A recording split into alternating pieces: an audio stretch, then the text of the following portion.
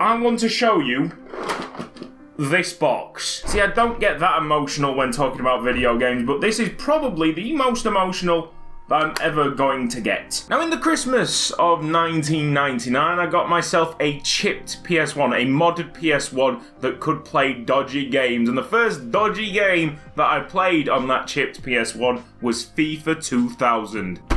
I was hooked straight away. I was hooked so much, in fact, that I went and got a chipped version of FIFA 99 and FIFA Road to the World Cup 98. Times moved on. Game consoles became way more difficult to mod. So, I had to get myself real copies, which, to be honest, were quite easy. Like, most of them came from eBay. But this one, I have memories of. FIFA 98, this was Joe's copy. I really wanted it off him. He wasn't a big football fan at that time. I know now he's a season ticket holder at Sheffield Wednesday, but he wasn't massive at that time. However, I was just like, I need that copy of FIFA 98. I will give you a $5. But it was like 2010, but I was like, no, I need that. His dad was like, you never play this game. How is it worth a $5? Well, it's worth a $5 in my eyes. This one brings back a lot of memories as well. FIFA Football 2003. A lot of people were on PS2 by then, but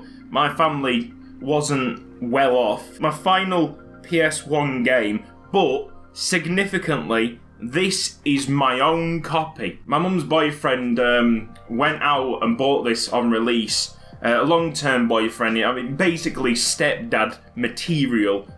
Sadly, that didn't last, but yeah. When he brought this in front door, the feelings were unbelievable because I never owned a PS1 game, a proper PS1 game. It was the first time that I'd got a FIFA on release as well, so I was really excited. Me and a lad called Jack, all the time, kickoff mode on this. This was the first game to have celebrations in it, and my god, we milked them so much. Move on a little bit more. FIFA 10. Oh, I've got a lot of things to talk about with FIFA 10. So to get out of his college lessons, some random guy set up a FIFA tournament for children in need. Basically, winner stays on, so he rigged it for him to win. But the man's last opponent was this guy, and he was feeling fairly confident. He'd not lost. Another mate, Adam, ran him very close, pushed him like to extra time, maybe even penalties, but it was up to me to finally knock him off his perch, and my god, I did that. I felt incredibly comfortable with this game, and you know what, I wasn't too bad at it. I entered the regional FIFA Interactive World Cup qualifiers. Look at that. Long hair, no facial hair, barely has a chin. Unbelievable. If you won that, you'd get into the UK final, and your man won it. So he went to the Emirates Stadium. To be honest, I did get battered there, but I mean, it still was an experience. Actually, I met that guy, Theo Walcott. He wasn't too bad. I got to play this game early, 2010 South Africa. Excellent game. Really enjoy it up to this day, actually. I still enjoy playing a little bit of 2010 or even 2014 World Cup. But then we get down to the actual nitty-gritty of why I'm making this video in the first place. In my hand right now is FIFA 13. Let me take this off before continuing because that back bit is really scratching my neck. This was the last time, FIFA 13, where EA actually changed career mode. And since this game, they've ruined something very close to my heart, which is the Youth Academy, especially the name pool, which is absolutely shocking. To be honest, I could open a tin of alphabeti spaghetti and get more names from that than the FIFA 18 Youth Academy name pool. But anyway, whatever. This was a big step forward for career mode. However, still, this game and everything that's come after it is a huge step back from the best FIFA title of all time. Something that I haven't picked up yet, I haven't showed you. FIFA 07 on the PS2. It's a little bit dusty. Let's put these all back and let's actually load up FIFA 07. I can't remember the last time that I played this, but oh, it's gonna be nostalgic. Well, this is fantastic. We finally got ourselves an English version of FIFA 07. I was trying to do this with a French version and change the language settings, but that didn't work out. I've just found a French version of the game. Oh oui. Oh oui. Oh non. EA Nation! Oh, this is the online thing! No, I don't want this. Also, emulation problems, the screen was shaking all over the place. But that has been fixed. Before we even get into manager mode, there is something that you can do on the main menu that is better than what you can do on the current FIFA games. And that is to create a club. Limited space, it's not a Kinde Surprise, it's a Kinde Super. Change the stadium to Division 3 UK style. Starting budget down a measly 100,000 euros. This is already the greatest club in the world. A Kinde Super. So I don't think we're going to actually play a game here because the kits aren't really loading in properly.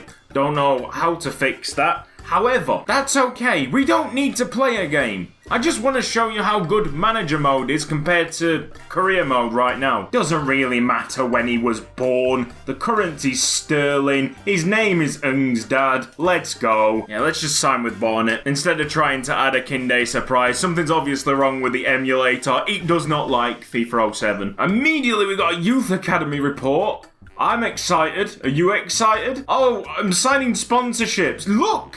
Things that are not on the new career mode. Let's go with Peel. There's things to work for in the season. Man, it's already better. Is that right? You can export the team to the main menu. Something that I want from the new career modes is in this. And I didn't even know it was in this. So we can manage the team if needed. We can change the ticket price because that's a thing. Now you'll notice that there's two simulations here. A visual sim, which we are going to do right now. But if you weren't happy, you'd be able to jump in at any time and get things done. Momentum? What? Momentum?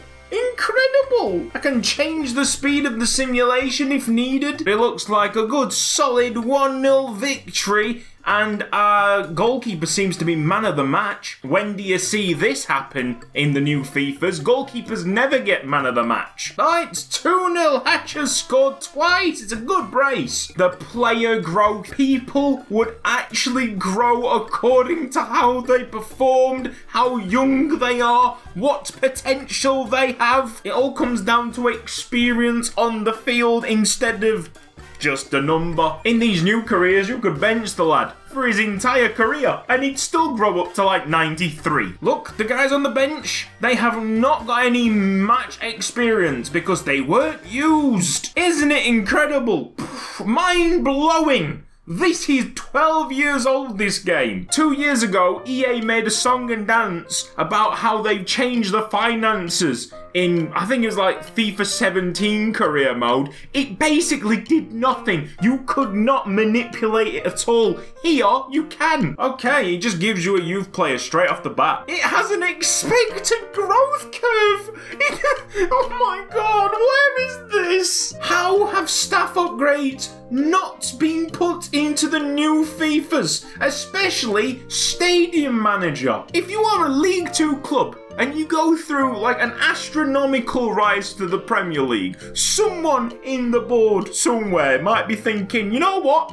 I think we need to expand this stadium. Not in the new FIFA career mode. You can't do this. But in FIFA 07, you can change the currency mid-game. I mean, why is that not a thing? But the creme de la creme is down here. If you had a PSP version of FIFA 07, you could link it to your PS2, save the manager mode onto the PSP, and take it wherever you wanted it to go. This, even though it doesn't look good, is miles ahead of whatever FIFA can muster up right now. And that is the problem. It's gonna be the problem next year as well, because from what I'm hearing, all the news coming out of people who have got the beta very, very early indeed, career mode hasn't changed at all. And this is why the title says don't buy FIFA 19. Obviously, it's not official news at the moment, so I can't say it in complete confidence, but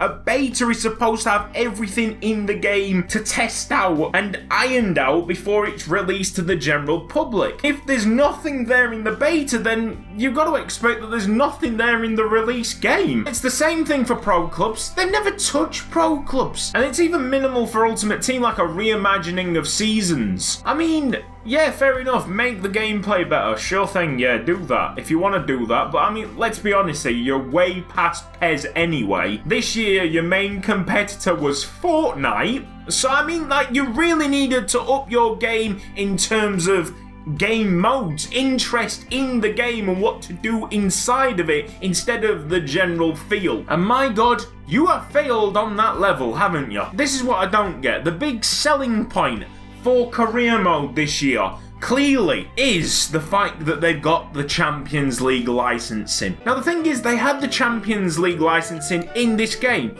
but because they were the license kings at this point, and that's why PES went down the route of editing kits, players, like a lot more editing. FIFA didn't sell it as anything. It was just like, yeah, we've got licensing, and we got way more than that. Here's the new features. Buying the fucking licensing back should not be a feature ever. Oh, I'm so done. I'm so done. The only other good news that I've got, it looks like you can change it to ultimate difficulty or a difficulty above legendary, which will, to be honest, make the career mode feel better because it'll be a little bit more difficult. But if they've still got the AI just taking pity on you because you're a small team and they're underestimating you, ultimate difficulty won't actually feel difficult at all, like legendary, like world class. To be honest, I really feel, especially this year, that they just want to kill off pro clubs and career mode, but they don't have a way to do it. People asking EA, why don't you just make Ultimate Team free to play and let everybody else buy the game so they can play career mode pro clubs? Why don't you go down that avenue? I don't think they are ready for the sales figures when that happens. Because what if half the people still buy the game? Then it means that 50% of that audience was still interested in career mode and pro clubs, and then they really need to do something about them game modes. It's a real sad state of affairs, because as much as I want to say don't buy FIFA 19, I understand that so many of you will, just because it's a football game. Our love of that sport will just drive us to buy that game. And even though Football Manager is a better game, you can't play as the team that you've built, so there's not that feeling. But I just urge someone to try and stand up to this. I can't because my channel would die. I've spent 6 years building up a FIFA channel, and I mean, I don't really want to see that go away. I'm going to try and build something with Football Manager, hopefully, and hope that you guys migrate over to Football Manager as well, because, yeah, like I said, it is just a better game. On the other hand, I don't think Football Manager is pushing themselves as much as what you'd think, because they haven't got any competition.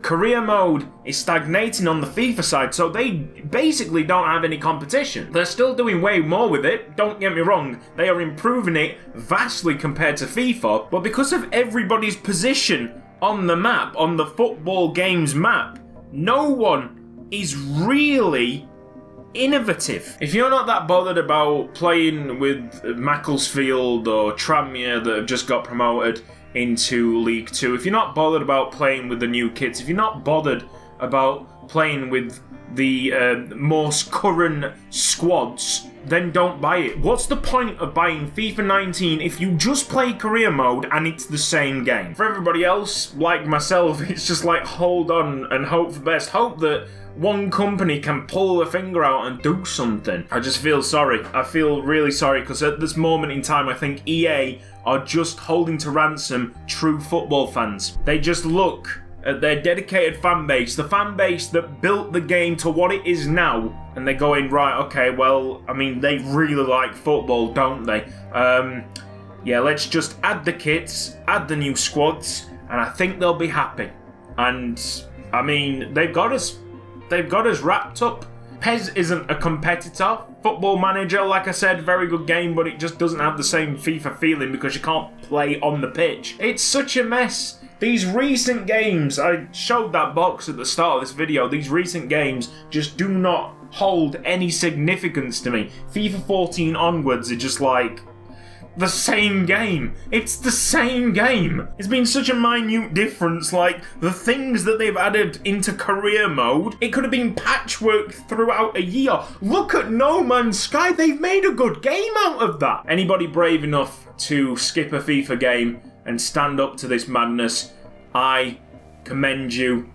You'll have my full respect. This has been Cutsy. Thank you for watching this video. If you've enjoyed it, then please give it a like. If you're not subscribed around here, then press the red box and the bell icon for mobile notifications. See you next time. Dribble analog classique.